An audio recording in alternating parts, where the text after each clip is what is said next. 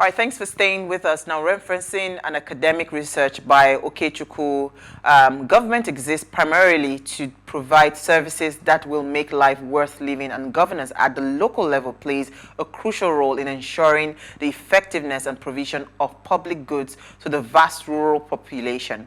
And the creation of local government anywhere in the world stems from the need to facilitate development at the grassroots. All political systems seek the attainment of effective and efficient service delivery at the grassroots, right? Now, this is because local government service delivery affects the day-to-day activities of citizens at that level. So whatever the mode of government, local government has been essentially regarded as the path to and generator of the national integration, administration, and development. However, rural development is viewed as a holistic concept which recognizes the complexity and interrelatedness of the many variables which influences the quality of life in the rural areas.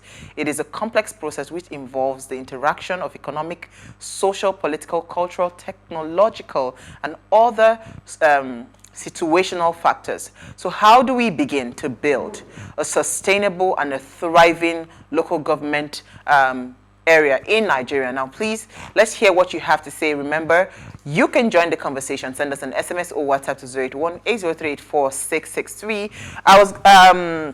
You can also tweet at us at WaveShow, with the hashtag WaveShow. But I want to bring in our guests like in a minute. I just want to hear 2 cents, Uti, 2 cents, money. What do you think we can do to build a sustainable local government, given that this is a very crucial, I think it's the most critical part of governance, but we just overlook it all the time. What do you think? Money starting. Are you running away from me?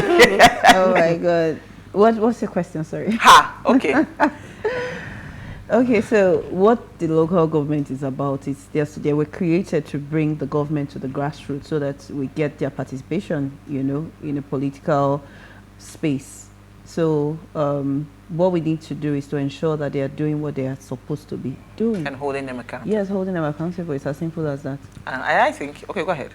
So when you say holding accountable, we throw these words around. We just chuck them out there like, hold them accountable. Like they know what that means. I'm just going to rock up to my local government. I'm going to find my local government chairman. I'm going to hold him by the chest and go, how do you do that? What are you doing? So I think for me, it's about the lack of knowledge and the lack of understanding. First of all, what is the local government responsible for? Is it our roads? And understanding the structure, understanding who's responsible for what. Typically, everybody gets excited by the presidential elections or the governor elections.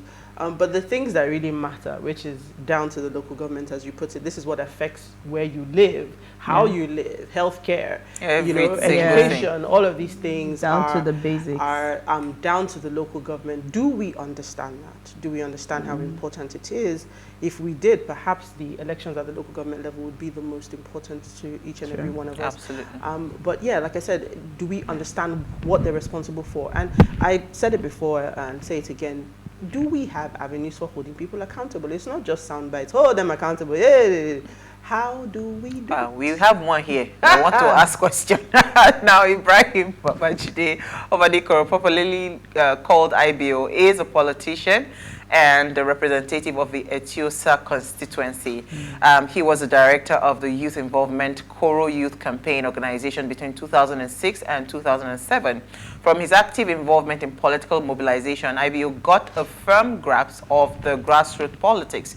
He has a Bachelor's of Science degree in Political Science and a Master's degree in Public Administration from Pace University, New York, United States. Now, in 2011, he contested the membership of the Lagos State House of Assembly, representing Etiosa Constituency 2 under the PDP, and since then, he has led massive campaigns in his constituency. In February 2018, he officially jumped ship and joined the All Progressive Congress. And he's joined us live in studio. Thank you so much for joining us. Thank you for having me here today. Thank you. Good evening. How are you, ladies? So, first of all, let me just put out a disclaimer that all the questions I'm going to ask you is the questions that they sent me to ask you, because when I put out your flyer, I can see that you do not have so many friends. And it's understandable that you do not have a lot of friends. You know why? Because you are supposed to be the person that if they say that there is good governance, right, you are the person that we have some level of, how do I put it now, close proximity with, because you work at the grassroots level, right, when it comes to representations and all of that, you know. So first of all, how has it been, representing the Etiosa constituency? How complicated has that been for you? Well, I like the fact that you said I don't have a lot of friends. That is how it has been representing Etiosa. And I represent Etiosa in Abuja, the federal level. Yes, I know. Not at the state level. But I think I'm the most accessible of all the elected officials in Etiosa. Hence why I don't have a lot of friends, because everybody just assumes that IBU is supposed to do this. IBU is supposed to be here. So I hope if during the course of the night I would have the opportunity to educate some people and let them know what my role is and what the roles of others are. But it's been a unique experience. I've been there 3 years and 3 months now. And National Assembly is huge. It's a huge institution that it's almost humanly impossible to have a grip of in 4 years.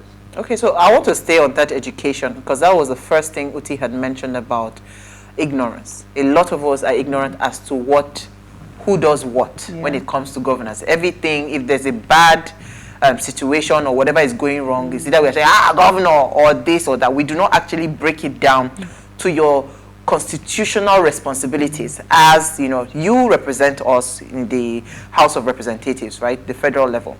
Tell us what your role is technically in this Etiosa constituency. What are you supposed to be doing? So when we see certain things, we would know that this is IBO working on our behalf and representing us. Okay, as a lawmaker at the federal level, just as the word goes, lawmaker, your duty is to make laws. Some laws you edit, some laws you remove completely if you feel it's outdated and does not fit the purpose anymore.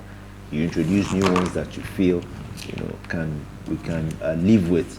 For example, the tech companies, fintechs, the new companies in Nigeria, our laws don't really necessarily cover them, but we're in the process of coming up with bills that will favor them in our constitution, and they give them the room to operate without flaunting any of our laws.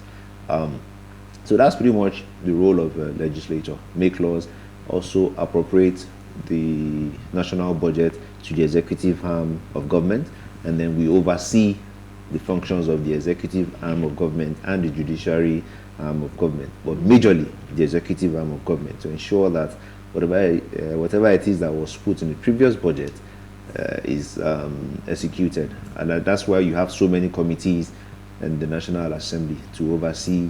You have the police committee, you have the Navy committee, you have custom committee, you have various committees just to make sure that we oversee what these ministries and agencies are doing. That's pretty much the function of a lawmaker: make laws and oversee the functions of the executive arm of government. That is your function, your constitutional responsibility. Now, you now also have what you call political responsibility, which is an umbrella that almost covers everything. So I'm supposed to be your voice, I'm supposed to be your ear, I'm supposed to be your eyes. When you cry, I'm supposed to be able to help you figure out how to dry your eyes. When you itch, I'm supposed to help you figure out how to scratch your itchy part. So those are the political responsibilities that actually overweighs, or people see more than your actual constitutional responsibility. Let me leave it to the ladies. Okay, so you said political. What's the first one you said? the first responsibility is your constitutional responsibility. Constitutional, so that involves making laws. Making laws, repealing laws, editing laws, moving motions on the floor of the House, and overseeing the executive arm of government to make sure they are doing exactly what they say they are supposed to do. Okay, since you got in, have you been able to make any law, pass any bill, or co-sponsor any? Yes, I have been able to move 3 bills awaiting second reading. The 3 of them are pretty much bordering enforcement, you know, because like I said, some of our laws are archaic. You know, we need to edit them. One of them has to do with punishment for law offenders. I think the punishment was 1,000 naira or something like that. So I'm changing it to be, I think, 500,000 and maybe 3 months in jail or both. That's the proposed. Well, that's what I'm proposing for that bill. So if you commit a certain offense, this is your, this is the penalty. And then also, we have IDPs that are supposed to be getting certain perks from different government agencies and NGOs. But some people do, divert the perks. So one of the bills I'm moving is to checkmate that act. So, and we've been able to move about 7 motions on the floor of the House. Now let me break it down. Bills are what eventually become laws. Motions are geared towards emergency. So some of the motions that I've moved is for rehabilitation of barracks, because Etiosa is known for, especially Constituency 2, we have the most barracks in the entire nation. We have 6 barracks within our constituency. So one of the first motions I moved was to ensure that these barracks are rehabilitated, and I'm still very much on it, writing follow-up letters to make sure that my motion sees the light of day.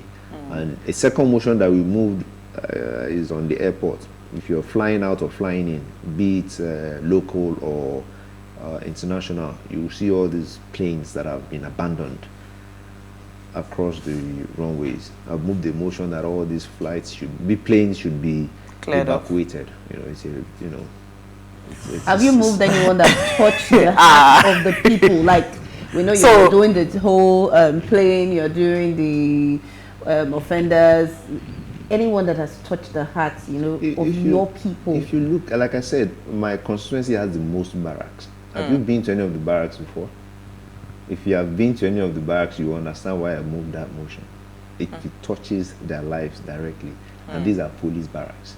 And police are first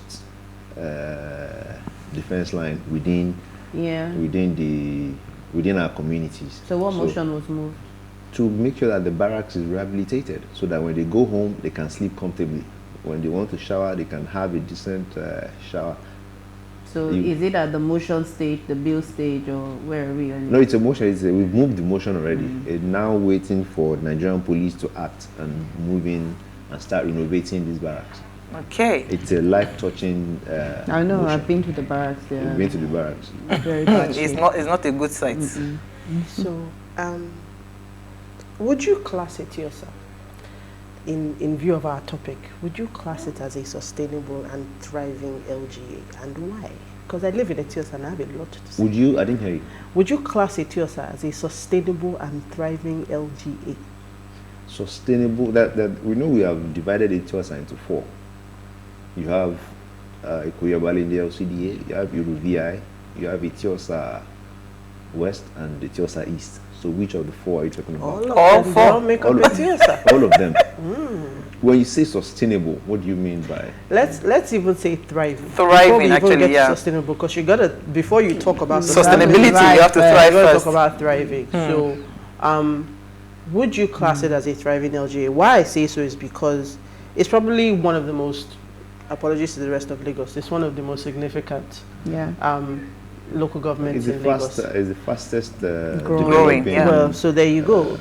So when I look at Etiosa, and even when you think about how much property goes for in this local government, would you call it is it where it should be? In your representation of Etiosa, I know I'm packing a lot of questions in here, but are you happy with where Etiosa is now? and where do you see it going? I am not, I wouldn't say I'm happy with where Etiosa is at the moment, because just on Lekki Express alone, you can spend a whole day, going back and forth. So we need a lot of collaboration between the local government and the citizens that are within Etiosa, because it takes two to tango. If you're not, for example, I want to believe your question has to do with the current situation we're experiencing, flood. Amongst many others. But So we can start with that. I want to believe that is your main concern at the moment, and that's because obviously it's raining season. What you first of all have to understand is that Etiosa is between the sea and the lagoon. So when it rains, the tides are high. So by default, the waters are coming into inland. So whatever rain is pouring inland is going to stay until the tides go down and the waters can now go to the sea or the lagoon. Now, our drainage channels are not enough to carry away the water in the first instance. And unfortunately, or fortunately for us, we as a people, we don't help our drainages. The drainages that are not enough, that do not have the capacity to take away the water as quick as we want them, we have hindered their performance by, putting all sorts there. So as a people, I think we also need to reorientate ourselves and try to, be tidy with how we dispose of our, garbages, cans, and what have you not. So if we can take care of that, the drainages will try in helping us evacuate the water in 2-3 hours. But there were laws at some point that would prohibit you as a person not to indiscriminate, waste disposal. Yes. Right? So because why Mani asked that question about the direct impact for us, I hear you, the prison reforms, the barrack reforms is very major because we need our police guys to be in a decent environment. But you see, this stretch of Lekki Expressway, if we put the cost of the, what we are losing in terms of productivity, just being on this road, it is ridiculous. If we could put a cost to it, we will never ever allow such kinds of whatever in that stretch. And this is just one out of the constituency challenges that we are having. So I'm saying that if we're passing such kinds of laws, yes, the laws has to be somewhat tied to the immediate as is biting us in our butt, right? So what you have to understand is that I cannot go to National Assembly and make laws for Etiosa. Alone. Okay. The laws I want to make has to cut across Nigeria. I'm not representing, But it's not Nigeria that brought you there now. No, I'm not, my law, I cannot just go there and say, let's make a law for Etiosa. It's not going to work. That's why you have the local councillors there. They make laws for their locality. And that's where you also have the Lagos State House of Assembly that make laws for Lagos State. What about if I say, okay, let's take a law because in Etiosa, we want to ban, I'm trying to give an example. You're trying to say that it has to be a holistic law that you are passing, but you're not holistic. Your title is local government representative for Etiosa constituency too. Yes, federal constituency. If I'm trying to pass a law that majority of other constituencies don't favor, they will shut it down. Really? When they take a vote, all in support say aye, they will say aye. All against say you know what? Let's take a break. Let's take a break. So you have to make sure that the law cuts across. Absolutely. Because they will shut it down. Absolutely. Let's take a break. We'll be right back.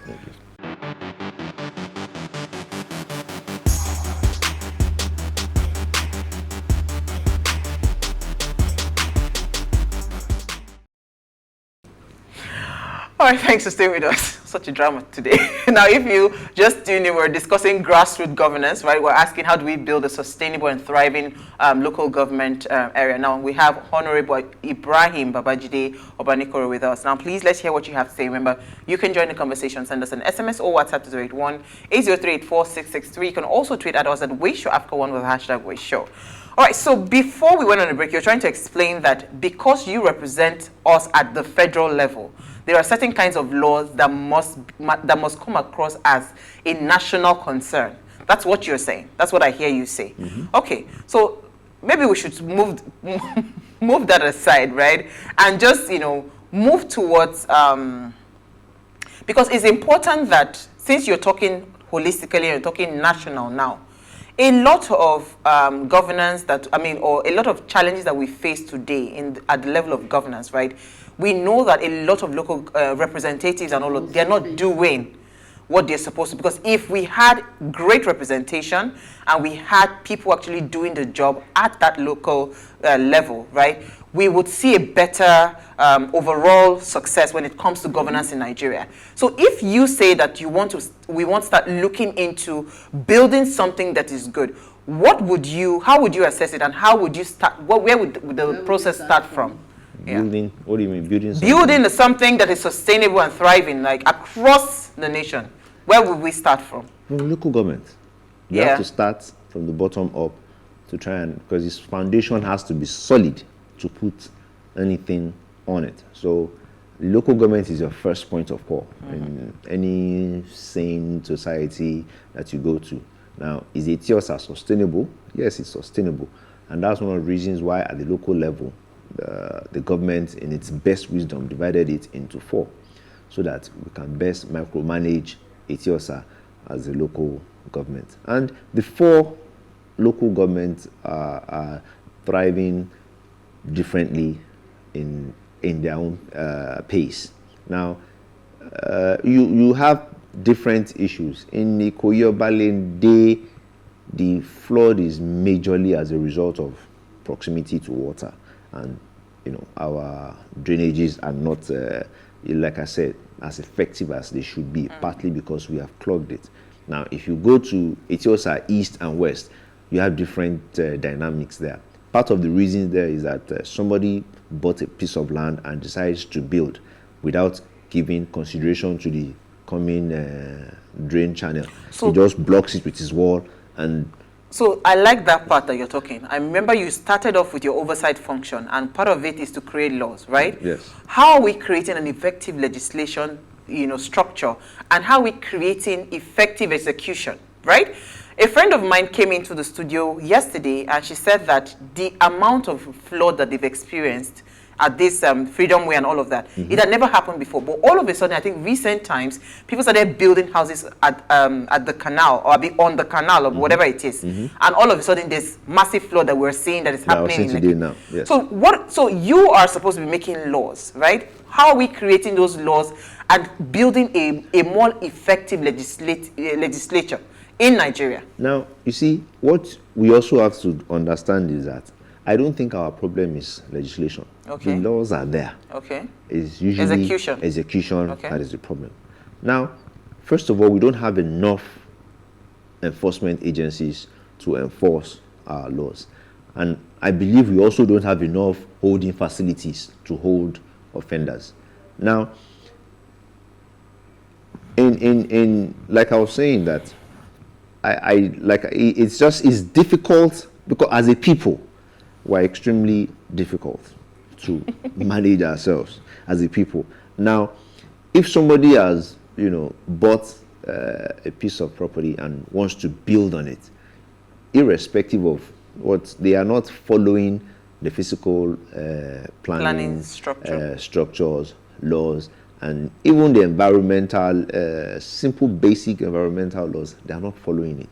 And like I said, we don't have enough enforcement agencies the people move, we as a people, we move faster than our government. That is why you see all these upcoming estates, there is no government infrastructure there. But that's where you come in, that's what I'm saying. Calm down. They have to come up with all these infrastructures by themselves. And a lot of them have been existing 5-10 years. The government is not even yet there.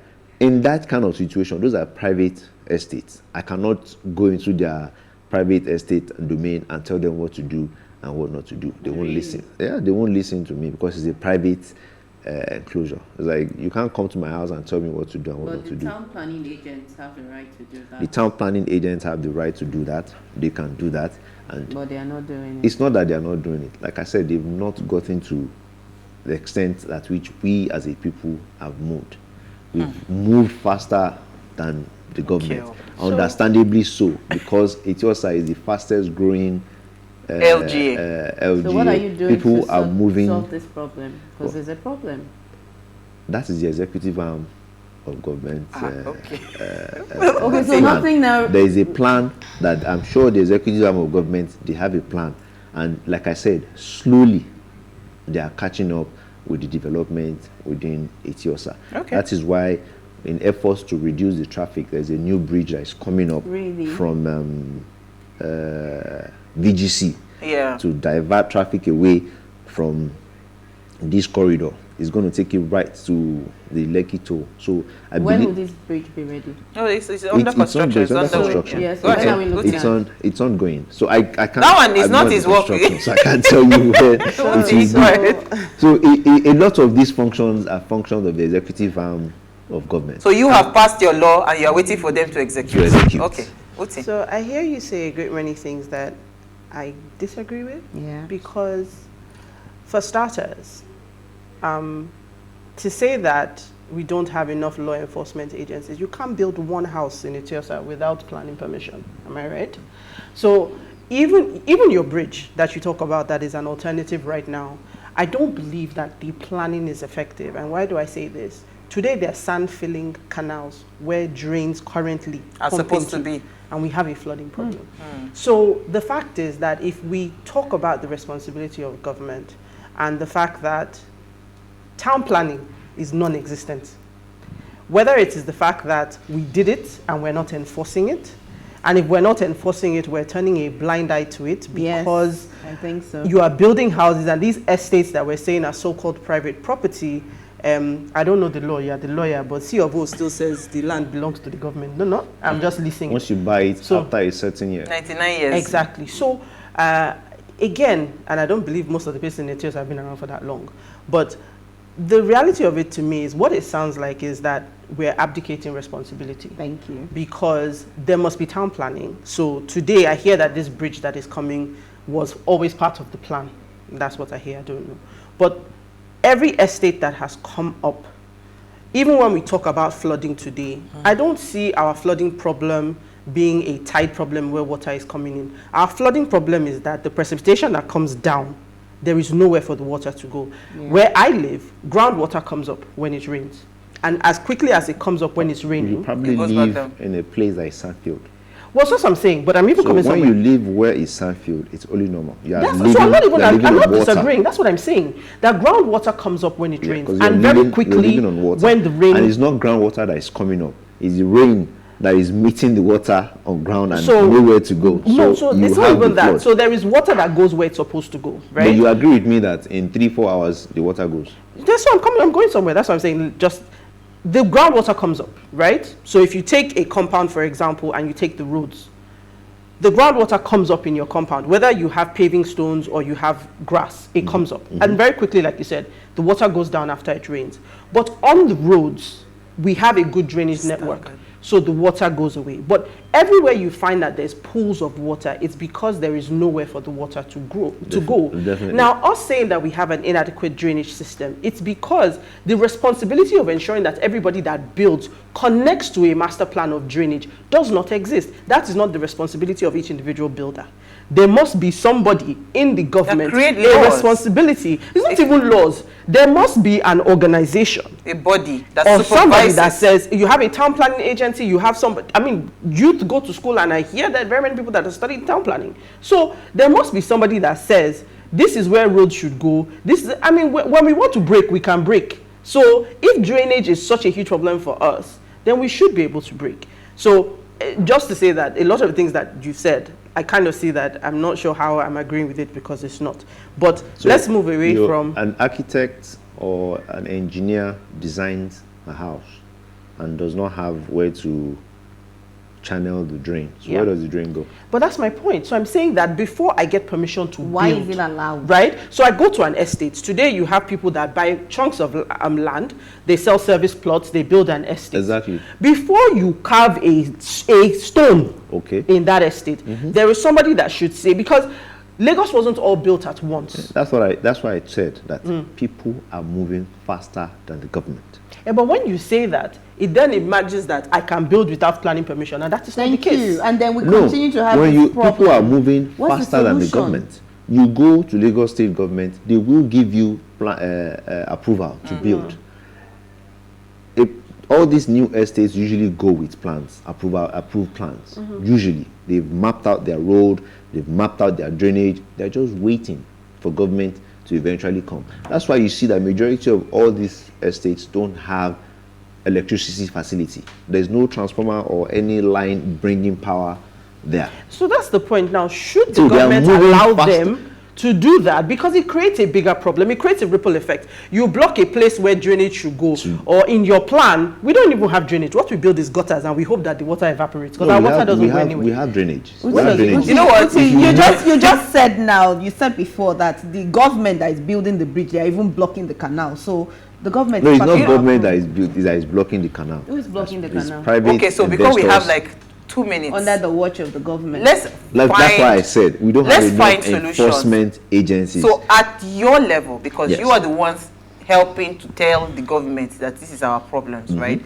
At your level, how do you think you can begin to effect or correct some of these issues that we are having, within your constituency that you oversee? Well, at my level, that's why we are in constant communication with the, I don't know if you know about LESA, as the estate body. We're in constant communication with them, with the local government chairman and the state government chairman. And the commissioner, SA on works, and the governor himself, to find a lasting solution to the problems that we have found ourselves in. Yeah. And we still had a meeting about 2 weeks ago, and trying to see how we can all help ourselves. It's not cheap as well. So it's going to cost the state a lot of money. I can tell you that from the information I gathered from the SA Works, the project ongoing in Etiosa, plus any other project in Etiosa, will go up the entire budget of Ministry of Works for the year. So that's to show you that the state is also confined in terms of talking about funds. that quickly, I wanted to hear your opinion on education, right? When it comes to what's it called, refining our educational system, right? Are there laws? Because again, you said you wanted to pass things that are general. General education is a general concern. Healthcare is a general concern. What kinds of laws are we looking at? That we can start to push forward, to reform our educational structures in Nigeria. Well, one of the, like I said, the laws are there. You just have to, sit down, implement, read through to see which one you want to expunge or add to it. One of the ones that gives me headache is the fact that they don't teach any of our dialects in majority of the. So is it dialect that's our problem, or the funds that goes towards education? Really, on a serious note. Well, because sometimes I feel like you guys major on the minor and minor on the major. No, you see, obviously education is also short funded in Nigeria. There's no free education anymore in Nigeria like we had in the past. So I've not gotten to that stage. I'm just railing out some of the issues that I believe. And to be honest, there's almost nowhere in the world that education is free. There's almost nowhere, and there is nowhere in the world that education is cheap. It's not cheap, but government always funds. It's subsidized. In anywhere you go. But unfortunately, we have not been able to subsidize our education as we speak today. And the private schools are still affordable, but unfortunately, I don't think they have the infrastructure or what it takes to, Are you fighting? Let me just ask you a direct question. Are you fighting for? Because now we know the biggest issue with ASU is funds, right? Yes. So as representatives of the people, right?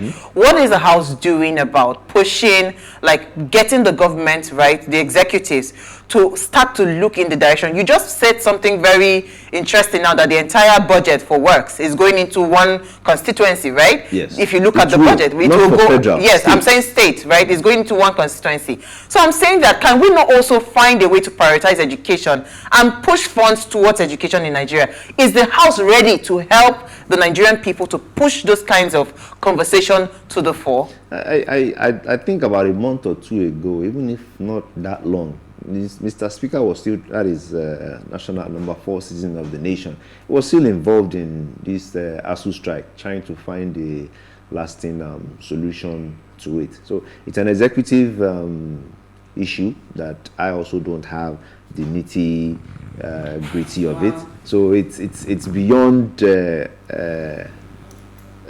what meets the highs. You know? So the Lord is it's a case of God help us. It's not the case of God will help us. We would have to help ourselves. But I want to believe that education, the Minister of Education and ASU are in talks on back and forth. They are looking for a solution to stop this situation. You know the way you are sounding now, I want to say something, but let me say it off air because you are sounding like you are sounding that we don't need you guys anymore. Yes, continuous I engagement. can't see you solving any problem. You've not told us, categorically, this is how we're going to do it. This is what we are doing. You are just rigmaroling. Let's take like I said, you have 1 minute. Go ahead. Oh, 1 minute more. Oh boy. Shouting in my ear. Grassroots governance building sustainable thriving LGA. Sister Uwa made mention of the decent place to be provided for the policemen for their safety and convenience. The barracks have to be worked on. The floods on the island is an eyesore, most especially Lekki, and it has to be worked on. Funke Akindele says she has 20 million followers and fans and that the grassroots love her. That is not enough to guarantee that she will win. My dear sisters, Uti Amani, welcome back. Good evening, ladies. Please ask your guest how he's dealing with Etiosa and environs, passing feces on the water. This is an environmental disaster, which among factors that has caused drainage blockages in the states and locals. Regards, Ade. The State Assembly has actually passed a law against open defecation. The National Assembly has also moved a bill on that as well, that open defecation is illegal. But like I said again, we don't have enough enforcement agencies to apprehend these guys. Okay, so let me. And if you apprehend them, there are so many that we don't have enough holding facility to keep them. So if you had something to promise Nigerians, because you are the one that we know, we don't know any other person. You're the one close to us. What would you be promising Nigerians? That you would do for them in that house, being their voice. What would you say? I will tell Nigerians that I will continue to advocate for them. I will continue to speak for them like I have been doing, and I will continue to stand by the people. Your wish is my command. And we are asking you, please solve our problem. And I'm working on solving some of our problems. All right. There is some. We're in trouble. But thank you so much. I think it's a bit of a heated conversation, but it's necessary. We'll continue it off air. Thank you, Manny. Thank you, Uti. All right, so before we go, ensure you follow us on Instagram at PlusTvAfrica. You can interact with us further, drop a comment, and more importantly, follow all our engagements on social media, like, share, invite your families and friends to watch and follow the conversation. Now, if you missed today's quote, here it is again. The little grassroots people can change this world, and it's as simple, as it is, right? We'll see you guys live on Monday at 8 p.m. as we bring another great conversation to your screen. Enjoy.